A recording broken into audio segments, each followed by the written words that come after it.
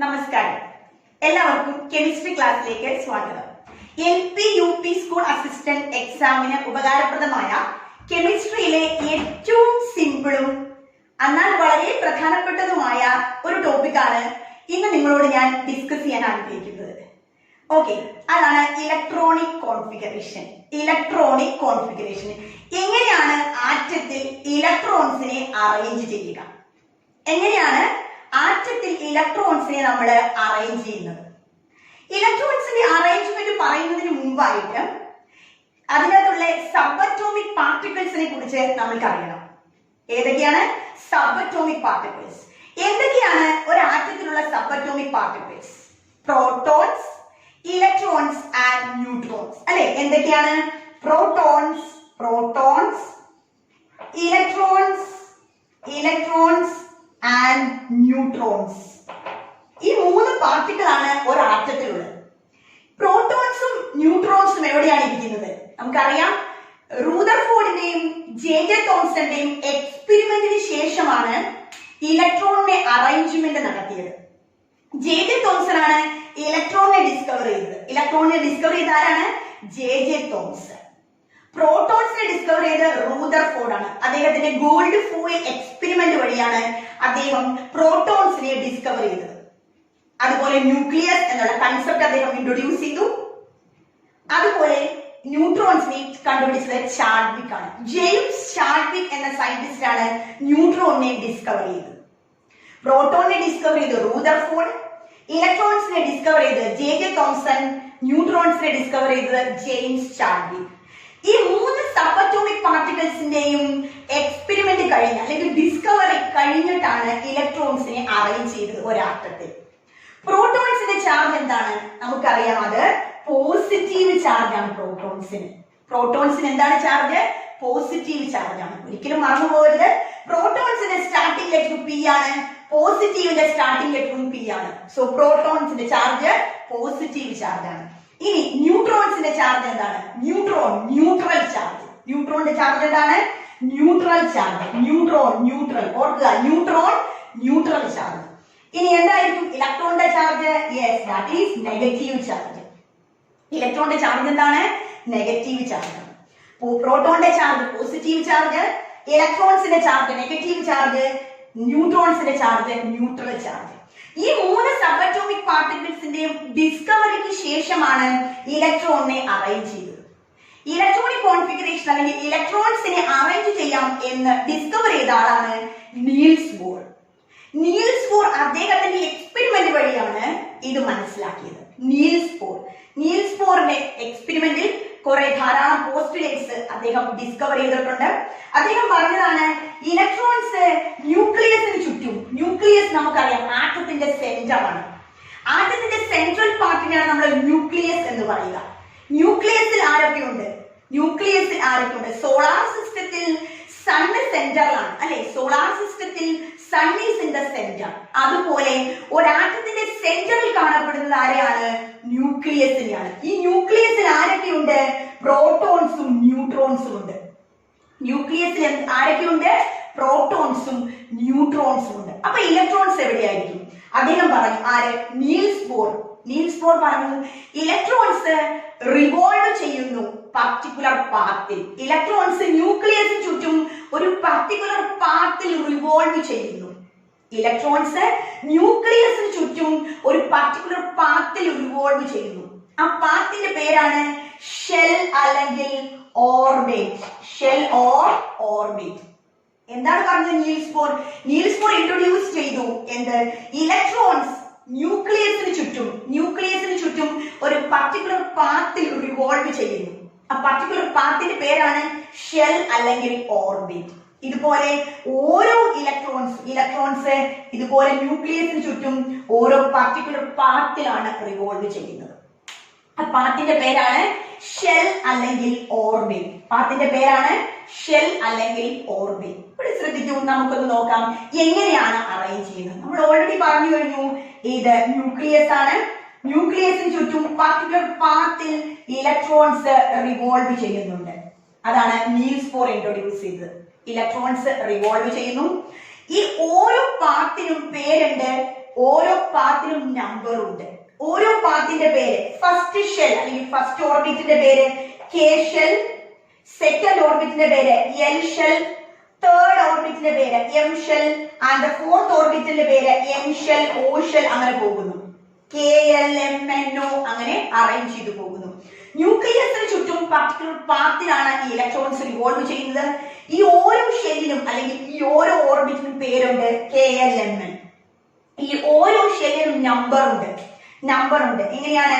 K ഷെല്ലിന്റെ number 1 ആണ്, L ഷെല്ലിന്റെ നമ്പർ 2 ആണ്, എമ്മിന്റെ നമ്പർ 3 ആണ്, എന്നിന്റെ നമ്പർ 4 ആണ്. ദെൻ ഇനി അടുത്തത് എത്ര വന്നാലും 5, 6, 7 അങ്ങനെ നമ്പർ ഇട്ട് പോകാൻ കഴിയും. ഓക്കെ, അപ്പൊ എങ്ങനെയാണ് ന്യൂക്ലിയസിന് ചുറ്റും ഒരു പർട്ടിക്കുലർ പാത്തിൽ ഇലക്ട്രോൺസ് റിവോൾവ് ചെയ്യുന്നു. ആ പാത്തിന്റെ പേരാണ് ഷെൽ അല്ലെങ്കിൽ ഓർബിറ്റ്. ഈ ഷെല്ലിന്റെ പേരുകളാണ് K L M N O etcetera. അതുപോലെ ഇതിന് ഓരോന്നിനും നമ്പർ ഉണ്ട്. കെ ഷെൽ നമ്പർ എത്രയാണ്? 1, L shell 2, M shell 3, N shell 4. ഇനി ഇതിൽ എത്രമാത്രം ഇലക്ട്രോൺസിനെ അക്കോമഡേറ്റ് ചെയ്യുന്നു? എത്രമാത്രം ഇലക്ട്രോൺസിനെയാണ് അക്കോമഡേറ്റ് ചെയ്യുക? കുറെ എണ്ണം ഇലക്ട്രോണിനെ ഒന്നും ഒരു ഷെല്ലിൽ അക്കോമഡേറ്റ് ചെയ്യില്ല. അതിനൊരു പർട്ടിക്കുലർ നമ്പർ ഉണ്ട്. ഇനി എങ്ങനെയാണ് മനസ്സിലാക്കുന്നത്? എത്ര ഇലക്ട്രോൺ ഓരോ ഷെല്ലിനും അക്കോമഡേറ്റ് ചെയ്യുന്നു എന്ന് മനസ്സിലാക്കാൻ ഒരു ഫോർമുലയുണ്ട്. ആ ഫോർമുലയാണ് 2n². എന്താണ് 2n²? എന്നെന്താണ്? Number of shell. എന്താണ് ഫോർമുല? 2n². ഇത് നമുക്ക് കാൽക്കുലേറ്റ് ചെയ്യാം. എങ്ങനെയായിരിക്കും അല്ലെങ്കിൽ എത്ര ഇലക്ട്രോൺസിനെ വെച്ചാണ് ഇതിൽ അറേഞ്ച് ചെയ്യുന്നത്? കെ ഷെൽ, എന്താണ് കെ ഷെല്ലിന്റെ നമ്പർ? നമുക്കറിയാം 1. നമുക്ക് സബ്സ്റ്റിറ്റ്യൂട്ട് ചെയ്യാം 2 × 1². 2 × 1². അപ്പൊ എന്ത് വരുന്നു? അതെ 2 എന്ന് വരും അല്ലെ. 1² 1 ആണ്. സോ 2 × 1 2. ദെൻ അടുത്ത ഷെല്ല് എൽ ഷെൽ, n = 2. എന്താണ്? Number of shell. Number of shell. Small letter n എന്ന് പറഞ്ഞാൽ നമ്പർ ഓഫ് ഷെൽ ആണ്. നമുക്ക് സബ്സ്റ്റിറ്റ്യൂട്ട് ചെയ്യാം 2 × 2². 2 × 2². ഇവിടെ ശ്രദ്ധിക്കൂ. അപ്പൊ എന്ത് വരുന്നു? 2² 4. 4 × 2 8. 8 ഇലക്ട്രോൺ ആണ് എൽ ഷെല്ലിൽ അക്കോമഡേറ്റ് ചെയ്യുക. ഇനി അടുത്ത ശ്രദ്ധിക്കാം M shell. M shell number എത്രയാണ്? 3 ആണ്. നമുക്ക് സബ്സ്റ്റിറ്റ്യൂട്ട് ചെയ്യാം 2 × 3². അപ്പൊ എന്ത് വരുന്നു? 3² 9. 9 × 2 18 ആണ്. 18. ഈ ശ്രദ്ധിക്കൂ. അടുത്തത് എൻ ഷെൽ. എൻ ഷെല്ലിന്റെ നമ്പർ എത്രയാണ്? 4. 2 × 4². 4² 60 ആണ്. 60 × 2 32. എത്രയൊക്കെ ഇലക്ട്രോൺ വെച്ചാണ് അക്കോമഡേറ്റ് ചെയ്ത് പോയിരിക്കുക? കെ ഷെല്ലിലാണ് ഏറ്റവും കുറച്ച് ഇലക്ട്രോൺ അക്കോമഡേറ്റ് ചെയ്തിരിക്കുന്നത്, 2 ഇലക്ട്രോൺ. എൽ ഷെല്ലില് 8 ഇലക്ട്രോൺ, എം ഷെല്ലില് 18 ഇലക്ട്രോൺ, എൻ ഷെല്ലില് 32 ഇലക്ട്രോൺ. ഇത്രയും ഒക്കെ ഇലക്ട്രോണിനെ അക്കോമഡേറ്റ് ചെയ്യാനുള്ള കഴിവ് ഈ ഓരോ ഷെല്ലിനും ഉണ്ട്. എത്രാമത്തെ ഷെല്ല് കിട്ടിയാലും നമുക്ക് 2n² എന്ന ഫോർമുലയിലേക്ക് അപ്ലൈ ചെയ്താൽ എത്ര ഇലക്ട്രോൺ അതിനകത്ത് മാക്സിമം കൊള്ളുന്നു എന്ന് മനസ്സിലാക്കാൻ കഴിയുന്നു. ഇനി നമുക്ക് ഓരോ എക്സാമ്പിൾ എടുത്ത് ചെക്ക് ചെയ്യാം എങ്ങനെയാണ് ഇലക്ട്രോണിനെ അറേഞ്ച് ചെയ്യുന്നത്. ഇവിടെ ശ്രദ്ധിക്കാം. First element hydrogen. ഹൈഡ്രജന്റെ അറ്റോമിക് നമ്പർ അറിയാം. എന്താണ് അറ്റോമിക് നമ്പർ? അതെ, എന്താണ്? Number of proton. ഒരാറ്റത്തിലെ പ്രോട്ടോണിന്റെ എണ്ണമാണ് അറ്റോമിക് നമ്പർ. പ്രോട്ടോണിന്റെ എണ്ണം തന്നെയാണ് അറ്റോമിക് നമ്പറും. എത്ര പ്രോട്ടോൺ ഉണ്ടോ അത്രയും എണ്ണം തന്നെ ഇലക്ട്രോണും കാണും. എത്ര പ്രോട്ടോൺ ഉണ്ടോ അത്രയും എണ്ണം തന്നെ ഇലക്ട്രോണും ഒരാറ്റത്തിൽ കാണും. ഓക്കെ, അപ്പൊ എന്തായിരിക്കും മാസ് നമ്പർ? മാസ് നമ്പർ എന്ന് പറഞ്ഞാൽ sum of proton and neutron ആണ്. മാസ് നമ്പർ എന്ന് പറഞ്ഞാൽ എന്താണ്? Sum of proton and neutron. Atomic നമ്പറും മാസ് നമ്പറും വളരെ ഇമ്പോർട്ടന്റ് ആയ ഒന്നാണ്. LP UP സ്കൂൾ അസിസ്റ്റന്റ് എക്സാമിന് കെമിസ്ട്രിയിൽ നിന്നും ചോദിക്കാൻ സാധ്യതയുള്ള ഒരു ഭാഗമാണ് അറ്റോമിക് നമ്പറും മാസ് നമ്പറും. എന്താണ് അറ്റോമിക് നമ്പർ? ഒരു ആറ്റത്തിലെ പ്രോട്ടോണിന്റെ എണ്ണമാണ് അറ്റോമിക് നമ്പർ. അപ്പൊ എന്താണ് മാസ് നമ്പർ? ഒരാറ്റത്തിലെ പ്രോട്ടോണിന്റെയും ന്യൂട്രോണിന്റെയും സമ്മിനെയാണ് മാസ് നമ്പർ എന്ന് പറയുക. ഒരാറ്റത്തിന്റെ പ്രോട്ടോണിന്റെ എണ്ണവും ന്യൂട്രോണിന്റെ എണ്ണവും തമ്മിൽ ആഡ് ചെയ്യുക, രണ്ടും തമ്മിൽ കൂട്ടുക. അപ്പോൾ കിട്ടുന്നതാണ് എന്ത്? മാസ് നമ്പർ എന്ന് പറയുന്നത്. അപ്പോൾ ഒരാറ്റത്തിലെ പ്രോട്ടോണിന്റെ എണ്ണം കിട്ടിയാൽ നമുക്ക് അതിന്റെ അറ്റോമിക് നമ്പർ പറയാൻ കഴിയുന്നു, ഇലക്ട്രോണിന്റെ എണ്ണവും പറയാൻ കഴിയുന്നു. കാരണം പ്രോട്ടോണിന്റെ എണ്ണം തന്നെയാണ് അറ്റോമിക് നമ്പർ, അത് തന്നെയായിരിക്കും ഇലക്ട്രോണിന്റെ എണ്ണവും വരുന്നത്. ഓക്കെ, അപ്പോൾ മാസ് നമ്പർ എന്താണ്? Sum of proton and neutron. പ്രോട്ടോണിന്റെയും ന്യൂട്രോണിന്റെയും ആകെത്തുകയാണ് മാസ് നമ്പർ എന്ന് പറയുന്നത്. ഇനി എങ്ങനെയാണ് റെപ്രസെന്റ് ചെയ്യുന്നത്? ഒരു എലമെന്റിന്റെ സിമ്പൽ തന്നാൽ അത് എങ്ങനെ റെപ്രസെന്റ് ചെയ്യുന്നു? എങ്ങനെയാണ്? ഹൈഡ്രജന്റെ സിമ്പൽ എന്താണ്? H11 ഇങ്ങനെ നമ്മൾ കണ്ടിട്ടുണ്ടാകും. H11 ഒരു ആറ്റത്തിന്റെ അറ്റോമിക് നമ്പർ റെപ്രസെന്റ് ചെയ്യുന്നത് താഴെയും മാസ് നമ്പർ റെപ്രസെന്റ് ചെയ്യുന്നത് മുകളിലുമാണ്. ഒരു ആറ്റത്തിന്റെ അറ്റോമിക് നമ്പർ റെപ്രസെന്റ് ചെയ്യുന്നത് താഴെയും മാസ് നമ്പർ റെപ്രസെന്റ് ചെയ്യുന്നത് മുകളിലുമാണ്. അപ്പൊ മാസ് നമ്പർ ഇവിടെ എത്രയാണ്? 1. അറ്റോമിക് നമ്പർ എത്രയാണ്? അതും 1. ഹൈഡ്രജന് മാസ് നമ്പറും അറ്റോമിക് നമ്പറും സെയിം ആണ്. എന്താണ് അറ്റോമിക് നമ്പർ? പ്രോട്ടോണിന്റെ എണ്ണമാണ് അറ്റോമിക് നമ്പർ. എത്ര പ്രോട്ടോൺ ഉണ്ടോ അത്രയും എണ്ണം തന്നെ ഇലക്ട്രോണും ഒരാറ്റത്തിൽ കാണും. ഇനി എന്താണ് mass number? Sum of proton and neutron. Sum of proton and neutron. അപ്പൊ ഈ ആറ്റത്തിലെ പ്രോട്ടോണിന്റെയും ന്യൂട്രോണിന്റെയും ആകെ തുകയാണ് ഈ 1 എന്ന് എഴുതിയിരിക്കുന്ന ഹൈഡ്രജനിൽ എഴുതിയിരിക്കുന്ന 1. ഓക്കെ, അപ്പൊ നമുക്ക് ഇതിൽ നിന്നും അറ്റോമിക് നമ്പർ കിട്ടി, മാസ് നമ്പർ മനസ്സിലായി. അറ്റോമിക് നമ്പർ റെപ്രസെന്റ് ചെയ്യുന്ന ലെറ്റർ എന്താണ്? Z ആണ്. Z എന്താണ്? Atomic number. Z എന്താണ്? Atomic number. ഇനി മാസ് നമ്പറോ? A. Mass number A. Mass number represent ചെയ്യുന്ന ലെറ്റർ ആണ് A. അപ്പൊ നമുക്ക് ഇവിടെ പ്രോട്ടോണിന്റെ എണ്ണം അറിയാം, ന്യൂട്രോൺ ഇലക്ട്രോണിന്റെ എണ്ണം അറിയാം, മാസ് നമ്പർ അറിയാം, എല്ലാം മനസ്സിലായി കഴിഞ്ഞു. ഓക്കെ, ഇനി നമുക്ക് ഇലക്ട്രോണിനെ എങ്ങനെ അറേഞ്ച് ചെയ്യാൻ നോക്കാം. എത്ര ഇലക്ട്രോൺ ഉണ്ട് ഹൈഡ്രജനിലെ? 1 ഇലക്ട്രോൺ. കാരണം അറ്റോമിക് നമ്പർ 1 ആണ്, പ്രോട്ടോണും 1 ആണ്, ഇലക്ട്രോണും 1 ആണ്. നമുക്ക് സബ്സ്റ്റിറ്റ്യൂട്ട് ചെയ്യാം. ഇവിടെ എത്ര ഇലക്ട്രോൺ ഉണ്ട്? ആകെ 1 ഇലക്ട്രോണേ ഉള്ളൂ. അപ്പോൾ എത്ര ഷെല്ല് വേണമായിരിക്കും? നമുക്കറിയാം ഫസ്റ്റ് ഷെല്ല് K ഷെല്ലാണ്. K ഷെല്ലിൽ അക്കോമഡേറ്റ് ചെയ്യുന്ന മാക്സിമം ഇലക്ട്രോൺ 2 ആണ്. ഇവിടെ എത്ര ഇലക്ട്രോണേ ഉള്ളൂ? 1 ഇലക്ട്രോണേ ഉള്ളൂ. അപ്പൊ അതിന് ഏത് ഷെല്ല് മാത്രം മതി? ഒറ്റ ഷെല്ല് മാത്രം മതി. ഏതായിരിക്കും ആ ഷെല്ല്? K shell. K ഷെല്ലിൽ 1 ഇലക്ട്രോൺ അക്കോമഡേറ്റ് ചെയ്യുന്നു. ഹൈഡ്രജന്റെ ഇലക്ട്രോണിക് കോൺഫിഗറേഷൻ ആണ് നമ്മൾ എഴുതിയിരിക്കുന്നത്. ഇലക്ട്രോണിനെ എങ്ങനെ അറേഞ്ച് ചെയ്യാം, ഇലക്ട്രോണിനെ എങ്ങനെ ഷെല്ലിൽ ക്രമീകരിക്കാം, എങ്ങനെയാണ്? K ഷെല്ലിൽ ഒരേ ഒരു ഇലക്ട്രോൺ മാത്രമേ ഉള്ളൂ. ഈ K ഷെല്ലിൽ ഹൈഡ്രജന് ഇലക്ട്രോൺ ഉള്ള ഒരേ ഒരു ഷെൽ മാത്രമേ ഉള്ളൂ. അതേതാണ്? K shell. ഇനി നോക്കൂ, ഇതിന്റെ മാസ് നമ്പർ എത്രയാണ്? 1 ആണ് അല്ലെ? ഇതിന്റെ മാസ് നമ്പർ മുകളിൽ എഴുതിയിരിക്കുന്നു 1. ഇനി ഇതിൽ നമുക്ക് ന്യൂട്രോണിന്റെ എണ്ണം കണ്ടുപിടിക്കാൻ കഴിയുന്നു. എന്താണ് ന്യൂട്രോൺ? എന്താണ് മാസ് നമ്പർ? മാസ് നമ്പർ എന്ന് പറഞ്ഞാൽ എന്താണ്? പ്രോട്ടോണിന്റെയും ന്യൂട്രോണിന്റെയും എണ്ണമാണ്, സമ്മാണ്. പ്രോട്ടോണിന്റെയും ന്യൂട്രോണിന്റെയും സമ്മിനെയാണ് മാസ് നമ്പർ എന്ന് പറയുന്നത്. അപ്പൊ ഇതിൽ നമുക്ക് ന്യൂട്രോണിന്റെ എണ്ണം കാൽക്കുലേറ്റ് ചെയ്യാൻ കഴിയും. എങ്ങനെയാണ്? Mass number minus atomic number ചെയ്താൽ മതി. നോക്കൂ, മാസ് നമ്പർ മൈനസ് പ്രോട്ടോൺ ചെയ്താൽ ന്യൂട്രോൺ കിട്ടും. Mass number is equal to proton plus neutron. Mass number is equal to proton plus neutron. ഇതിൽ നമുക്ക് ന്യൂട്രോണിന്റെ എണ്ണം കാൽക്കുലേറ്റ് ചെയ്യാം. എങ്ങനെ കാൽക്കുലേറ്റ് ചെയ്യാം? Mass number minus proton, mass number minus proton, അല്ലെങ്കിൽ mass number minus atomic number. ഇതാണ് atomic number, ഇതാണ് മാസ് നമ്പർ. 1 മൈനസ് 1. അപ്പൊ എന്ത് വരും? ന്യൂട്രോണിന്റെ എണ്ണം 0. ന്യൂട്രോണിന്റെ എണ്ണം 1 minus 1. Mass number minus proton, അല്ലെങ്കിൽ mass number minus atomic number. കാരണം പ്രോട്ടോണിന്റെ എണ്ണം തന്നെയാണ് അറ്റോമിക് നമ്പറിലും വരുന്നത്. ഇനി അടുത്ത ഒരു എലമെന്റിനെ കൺസിഡർ ചെയ്യാം. തൊട്ടടുത്ത എലമെന്റ് ആണ് ഹീലിയം. ഹൈഡ്രജൻ കഴിഞ്ഞു വരുന്ന ഏറ്റവും അടുത്ത എലമെന്റ് ആണ് ഹീലിയം. ഹീലിയത്തിന്റെ അറ്റോമിക് നമ്പർ നമുക്കറിയാം 2 ആണ്. ഹീലിയത്തിന്റെ അറ്റോമിക് നമ്പർ 2 ആണ്.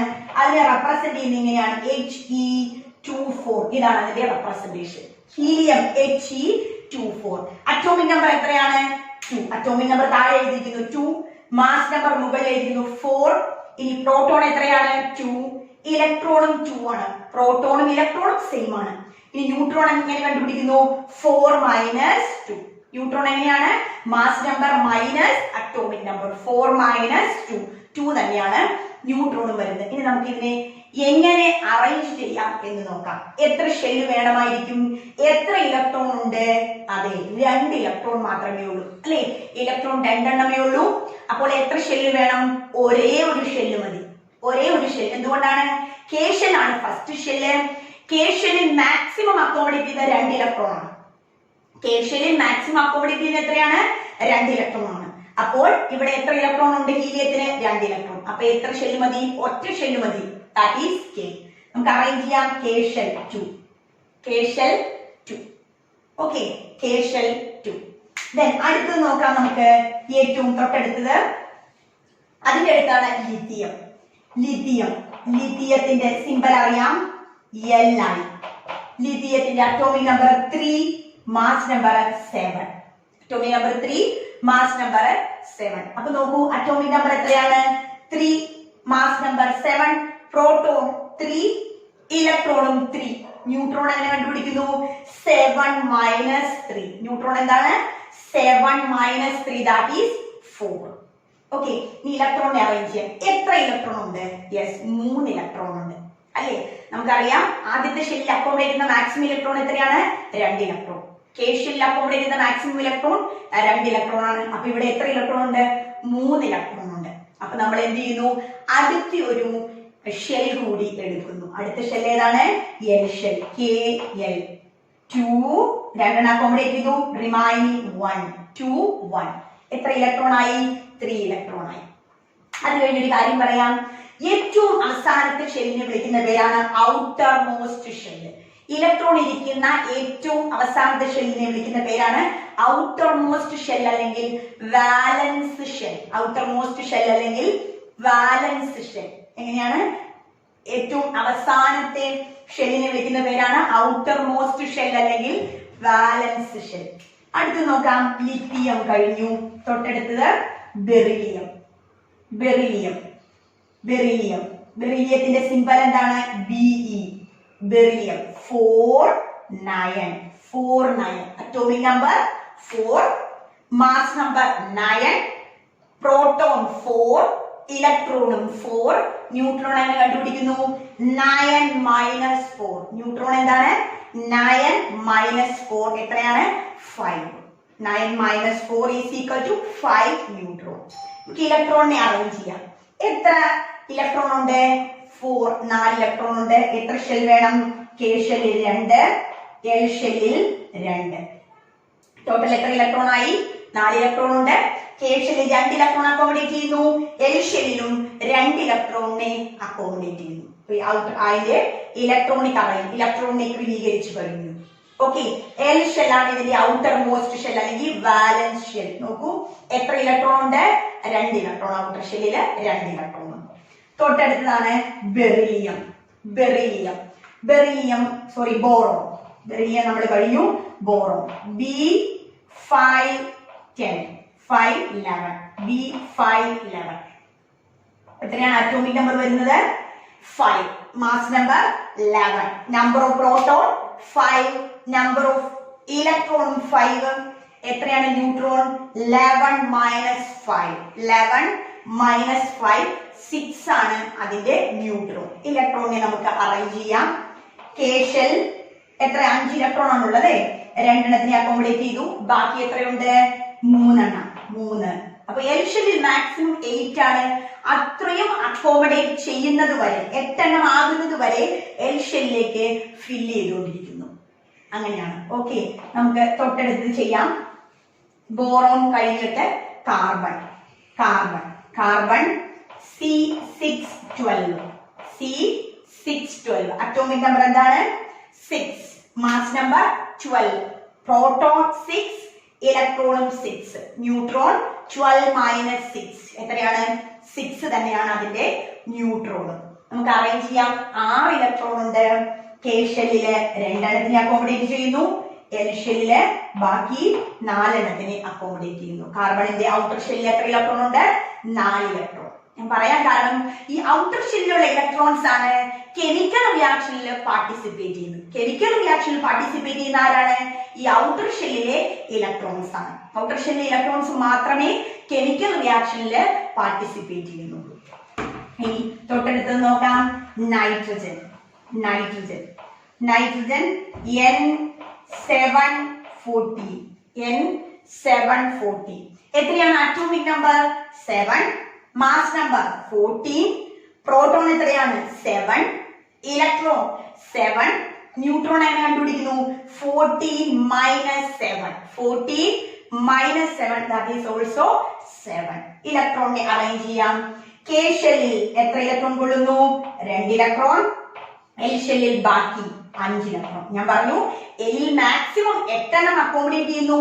8 എണ്ണം ഇരിക്കുന്നത് വരെ അത് ഫില്ല് ചെയ്തുകൊണ്ടിരിക്കുന്നു. അത് കഴിഞ്ഞാൽ തൊട്ടടുത്തുള്ള എം ഷെല്ലിലേക്ക് പിന്നീട് ഫില്ലിങ് പോകുന്നു. ഓക്കെ, അപ്പോൾ ഇതിന്റെ ഔട്ടർ ഷെൽ ഏതാണ്? L shell. എത്ര ഇലക്ട്രോൺ ഉണ്ട്? 5 ഇലക്ട്രോൺ. 5 ഇലക്ട്രോൺ ആണ് അതിന്റെ ഔട്ടർ ഷെല്ലില് കാണുക. ഇനി നമുക്ക് അത് കഴിഞ്ഞിട്ടുള്ള മോർ ദാൻ 10 ഓർമ്മെടുക്കാം. Example magnesium. മഗ്നീഷ്യത്തിൽ എങ്ങനെ അറേഞ്ച് ചെയ്ത് നോക്കാം?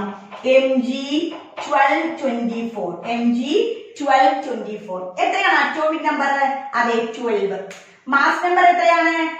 S24. Proton 12, electron 12, neutron 24 minus 12. അതും 12 തന്നെയാണ് ന്യൂട്രോണിന്റെ എണ്ണം. നമുക്ക് അന്ന് അറേഞ്ച് ചെയ്യാം. K shell, L shell. നോക്കൂ, 12 ആണ് അതിന്റെ ഇലക്ട്രോണിന്റെ എണ്ണം. നമുക്ക് അറേഞ്ച് ചെയ്യാം.